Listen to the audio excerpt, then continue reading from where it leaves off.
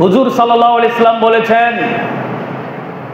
তোমাদের সন্তান যখন 7 বছরে উপনীত হয়, সন্তানকে নামাজের জন্য আদেশ করো, নামাজের তাগিদ দাও। সন্তান যখন 10 বছরে উপনীত হয়, সন্তানকে নামাজের আদেশ দাও এবং বিছনা আলাদা করে দাও। নিজের সাথে আর শোয়াইও না, ওর বিছনাটা আলাদা করে দাও। যদি তাতেও সে নামাজ আদায় না করে, তাহলে তাকে প্রহার করো, মারো।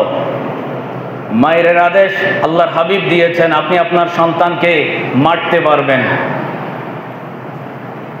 তাহলে কয়টা কাজ করতে হবে? 7 বছরে উপনীত হলে সন্তানকে নামাজের জন্য আদেশ দিতে হবে। 10 বছর উপনীত হলে বিছনাটা আলাদা করে দিতে হবে, নামাজের জন্য তাকিদ দিতে হবে, কথা না শুনলে মাইর দিতে হবে।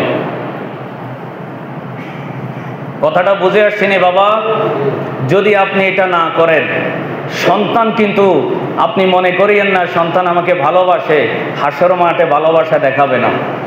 হাসর মাঠে আপনার বিরুদ্ধে আল্লাহর কাছে বিচার দায়ের করবে। হাদিস শরীফ, সন্তান আপনার বিরুদ্ধে দাঁড়িয়ে যাবে সেদিন, ও আল্লাহ, আমার বিবেকে সাড়া দেয় নাই, আমি বুঝি নাই, আমার মা আমার বাবা আমাকে দিন শিখায় নাই, আমার মা আমার বাবা আমাকে ইসলামের কথা বলে নাই, দিন ধর্মের কথা বলে নাই।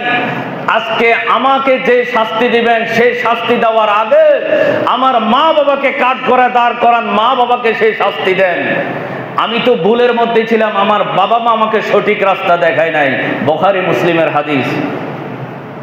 সেদিন আপনি মনে করিয়েন না আপনার সন্তান আপনার আপন, সেদিন আপনার আপন হবে না, আপনার বিরুদ্ধে সন্তান দাঁড়িয়ে যাবে।